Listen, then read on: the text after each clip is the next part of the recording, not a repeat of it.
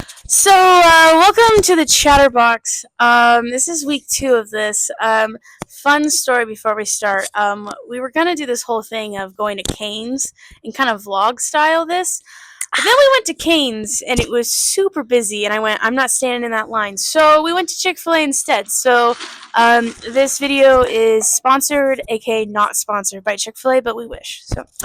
Anyways, this week it's about all about marriage. And Bronte, you have something that you want to say? Marriage brings us together today. I just want you to know that Bronte begged me to let her put that in the video, so Yes. she's now happy. Okay, Bronte, you want to say the first question? The first question is, what is a harsh setup? Describe a time sort of that you experienced that. Yeah, so harsh setup is like when two people are talking and basically they kind of dig. Like if we were talking, then I would like dig on Bronte before I like get to like the question I'm asking her, and just kind of like setting that up of being like, I've already kind of put the conversation down, and like what I was thinking about was one of the people I worked with this summer. He was very adamant about how he always wanted to drive, and I would be like, well, like we could all take turns driving, but he was very adamant. And then like one time he was like, I'm gonna drive. But before he said that, he was like, well, statistically, women are not good drivers, and so I should drive, and you are a woman. And I was like, well, okay, so Interesting. I am a woman, but that I don't feel like that is really for everyone. I don't know. That was kind of a harsh setup because he was just kind of digging on women, and then I'd be like, I am not like that. And so, well, I am a woman, but you know what I mean. So it was just, I felt like that was when I read that, I was like, oh, I kind of thought about that guy that I worked with this summer. That's a good point. I would have to say I am a good driver, though. So we're good drivers. we are not. We are not in that statistic. Who knows? Maybe that isn't in a statistic. Maybe he just made that up. I have no idea. Anyways, he would do that. Anyways, no, I'm not digging on him. He was a nice person to work with. Okay, Bronte, or Bronsley, what is criticism, and how is it different from complaint? Okay, so there are these two wonderful little words that are just very similar but very different. So a criticism is something that you are digging on someone. So if it's like, Julia, I hate your yellow sunglasses. Like, what are you doing? These were green. Those are yellow. Oh, those are yellow.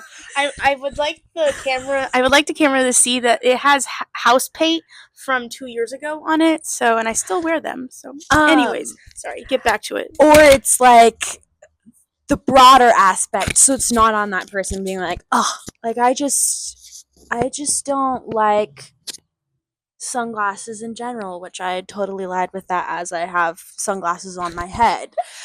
But it's like the two different concepts. One is towards someone, specifically trying to hurt them, being like, I don't like how we were describing it earlier, was like, we don't like that chef. Not actually.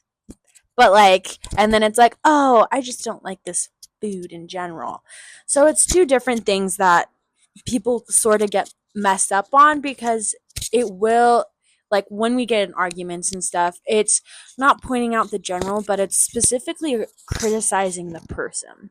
And it's not just tugging at the heart rather than the whole problem group itself. Like in the book, it was talking about how making this sheet for cleaning and trying to figure all of this out for this couple that was in this aspect. We're going to describe the other 3 horsemen, so we're going to just go back and forth. So, Bronte, you want to talk about horseman number 2? Yes, that is contempt. I think that's how he said it. We're in a food coma from Chick-fil-A. Contempt. So this is one that it's sort of like, I would consider that my family uses, my friend uses mostly when we are in arguments. It's the eye rolling. It's the, are you kidding? Like, why would you wear that? Oh, you're short. That one's a big one. Oh, I do not like that one. As two short ladies, that is not our personality. We're average height, people. Anyways, our aggression. Anyways, it's the aspect of just that physical reaction of, ugh, I can't believe they're talking about this. Ugh, like, really? So I would have to say my friends, how they react and how they deal with things, not Julia though, is that they do that. They purposely point and be like, ugh, I can't believe that just happened. Things like that. Yeah. Do you want to take it away? yeah. So the next one is defensiveness. Number 3. So it's defensiveness. So it's basically like the problem's not me, it's the problem's you. And I have definitely been that person, but also I've been on the flip side of that as well. Of like, I feel like I've worked on many teams throughout my life, and how they, inevitably people are gonna point fingers, and it's like, oh, it's not my fault. And so, like, for example, one time I was doing middle school ministry, and someone totally dropped the ball and didn't get the snacks. And middle schoolers are hangry, let's just say, at night. So someone forgot to do the snacks, and they're like, well, it wasn't my fault. No one texted me no one texted the group chat that I, like, the reminder of me doing it. And I was like, but we all knew that you were going to do it. So that came to mind. But I've also been on the other side, too, of, like, sometimes when I feel a little bit insecure in my job, I'll be like, oh, I forgot to save the Excel sheet. Oh, well, I didn't do that, like, oh, I didn't add to it, and I kind of just hide behind it, but everyone knows that I didn't save the Excel spreadsheet. So, yeah. So that's my example for that. Number 4. This one's stonewalling. This one is when people get in heated conversation, that one person just puts that wall up and just doesn't even respond. Like, that would be me. That would be my dad. I think that might be the 9 Enneagram in general. Yeah. Because they don't like peacemaker. Conflict. The peacemaker, the conflict. Conflict is awful, guys. It's like that and intense eye contact. I just can't do. Okay. But it's when you get in that tough conversation. It doesn't have to be even a fight. It's like they need to put that wall up to sort of process, to think about it, to understand what the other person's trying to say before they say anything about it. So if people all of a sudden just like in mid-conversation walks out, that's probably not the best thing to do. But it's also like that's probably what they need to like understand what is happening and how people receive it. Because everyone is different. Like in fighting, like it's gonna show up all different. It's not gonna be the same. Yeah. I just do not like conflict, and sad to say, I think I stonewall a lot because I'm like, if I just be quiet, then it will just all pass away. But then it actually kind of just puts more flame to the fire. Is that flame to the fire? Yeah. Flame. I don't know. I always gas to the fire. Okay, it is not. Okay, anyways. So the next thing is what is flooding, which I thought this was a very interesting one because it's like basically someone that is criticizing or sarcasm or just like all like kind of blowing up at you like all of a sudden, and you don't have time as the receiver to like process, and then you're like and then you kind of are kind of shell shocked, and you kind of are just like stuck in the mud basically because you're like, that came out of nowhere. I don't know what to do. I didn't know you were feeling this way.